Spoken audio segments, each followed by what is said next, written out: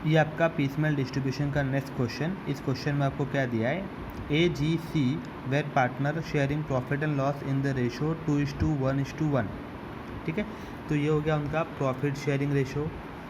और liability side में आपको दिया है sundry creditor, loan on mortgage of premises. Mortgage of premises का मतलब कि हमने जब लोन लिया था तब हमने उनको गिरवी क्या रखा था, हमने प्रीमाइसेस गिरवी रखा है।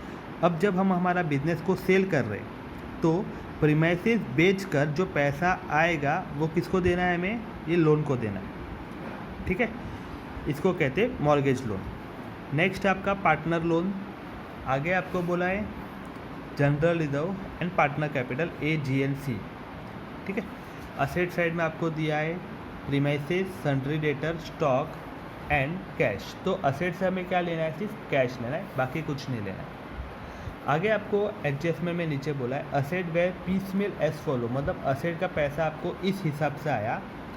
जून मंथ में 5,000 receive after meeting in full the mortgage loan, मतलब कि जून मंथ में हमने हमारा प्रीमाइसेस बेचा होगा और बेचकर जो पैसा आया था वो पैसा हमने किसके लिए यूज़ किया, वो पैसों से हमने हमारा लोन पेड कर लिया।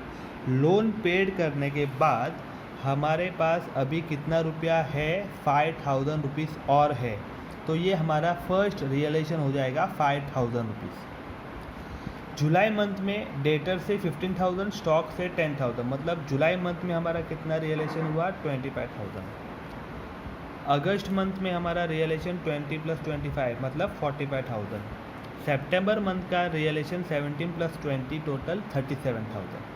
ठीक है, आगे बोला है remaining stock was taken over by G at an agreed value ₹3,000, मतलब कि हमारे पास जो स्टॉक बचा था वो स्टॉक किसने लिया, जी ने लिया, और वो हमें कितना रुपया देने वाला है, 3,000 रुपीज़ देने वाला है। तो ये भी हमारा रियलाइजेशन ही हुआ।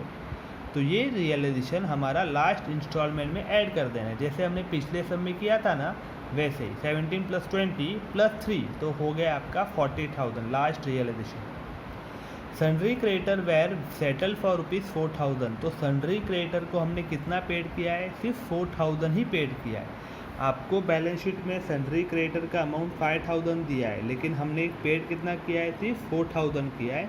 तो जब हम बैलेंस लिखेंगे तो वहाँ पे सन्ड्री क्रेडिटर का अमाउंट 5,000 ना लिखते हुए सिर्फ 4,000 ही लिखना है।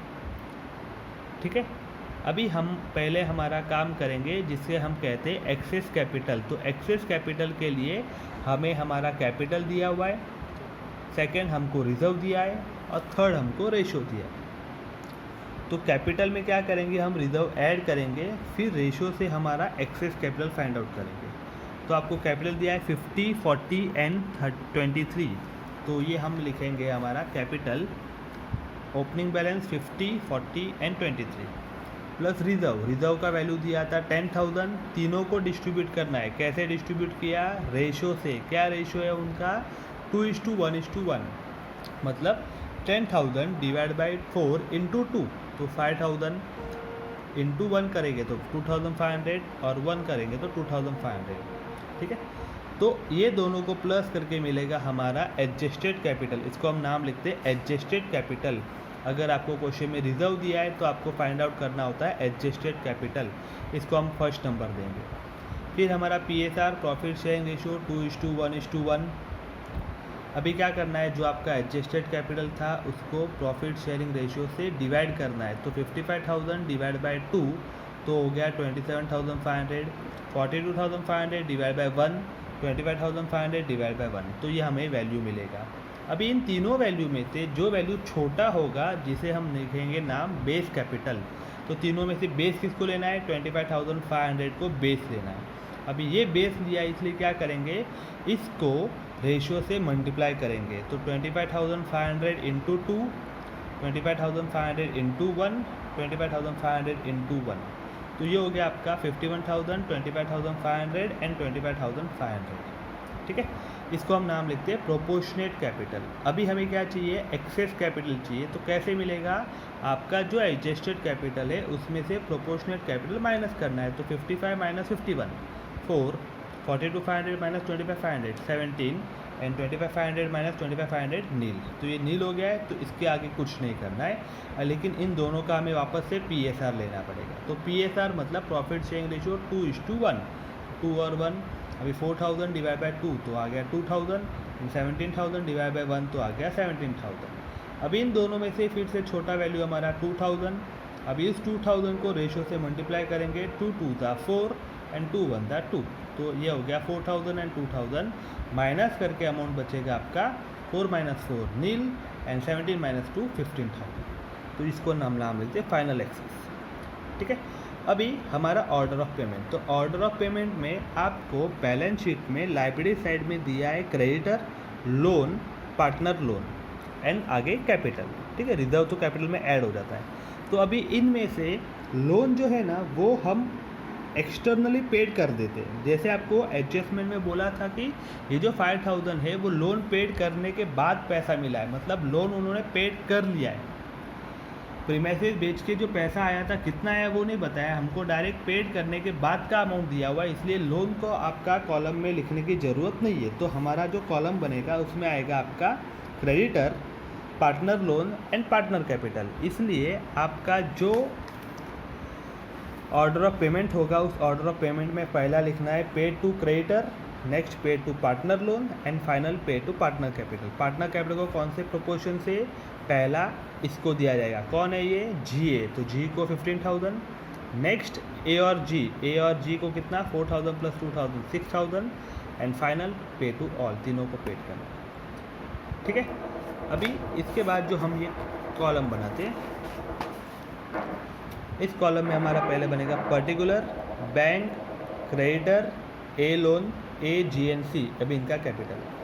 ये इसमें आपको सिर्फ इतना ध्यान रखना है कि ये जो बैलेंस जब लिखोगे तो बैलेंस में बैंक का बैलेंस आपको क्वेश्चन में दिया हुआ है वो लिखा, क्रेडिटर का बैलेंस आपको एडजस्टमेंट में दिया था वो लिखा, ये क्रेडिटर का एडजस्टमेंट वाला। A लोन का बैलेंस शीट में दिया हुआ है वो लिखना है।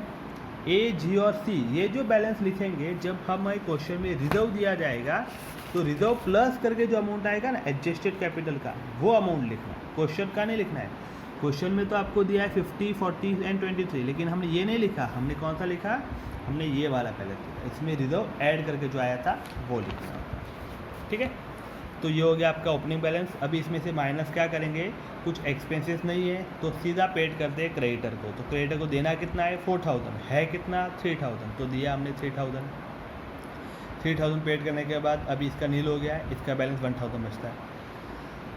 अभी हमारा फर्स्ट रियलाइजेशन 5,000 है, तो फर्स्ट रियलाइजेशन 5,000। अभी इसमें से किसको पेड करेंगे, क्रेडिटर को 1,000 पेड कर दिया। 1,000 पेड करने के बाद 4,000 बचता है। अभी किसको पेड करेंगे, A लोन को, कितना देना है 15,000, है कितना 4,000 दे दिया। 4,000 देने के बाद ये तो नील हो गया, अभी इसका बैलेंस 11,000 बचता है।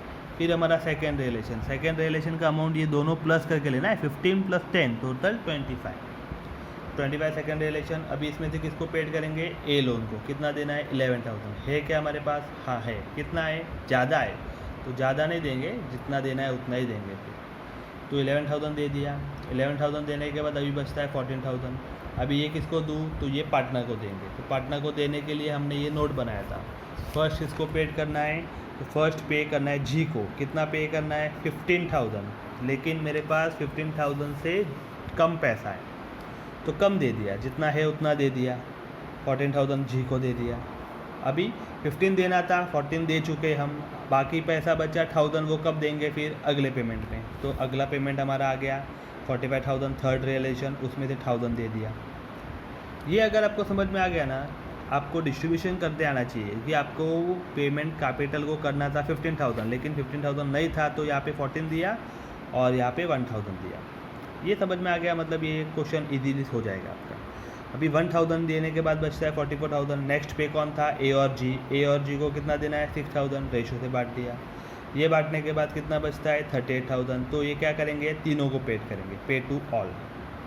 फिर हमारा बैलेंस नील हो जाएगा, मतलब ये नील हो गया। अब इनका बैलेंस फाइंड आउट करना है, ठीक है। इसमें से ये माइनस, दोनों माइनस करना है, इसमें से ये तीनों माइनस करना है और इसमें से ये वाला माइनस करना है। फिर हमारा लास्ट रियलाइजेशन फोर्थ रियलाइजेशन आपको यहाँ पे क्वेश्चन में दिया था, डेटर से मिला है 17 एंड स्टॉक से मिला है 20, तो ये मैंने पहला लिख लिया 37,000 प्लस आपको नीचे एडजस्टमेंट में और बोला था कि आपके पास जो स्टॉक बचा हुआ था वो स्टॉक किसने लिया, जी ने लिया, और वो हमें कितना रुपये देने वाला है, 3,000 देने वाला है। तो ये 3,000 rupees stock taken by G, 37 plus 3 40,000। अब ये 40,000 पे टू ऑल 40,000 को रेशो से बांट दिया, तो हमारा बैलेंस यहाँ पे प्लस में आता है। पिछले सम में हमने जो किया था उसमें माइनस था, अभी इसमें प्लस में आ रहा है। 32 माइनस 20 12,000 प्लस में आ रहा है, मतलब कितना रुपया और देना बाकी है, ये हम अभी नहीं देंगे क्योंकि पैसा ख़त्म हो चुका है, तो ये हमारा लॉस है। ठीक है।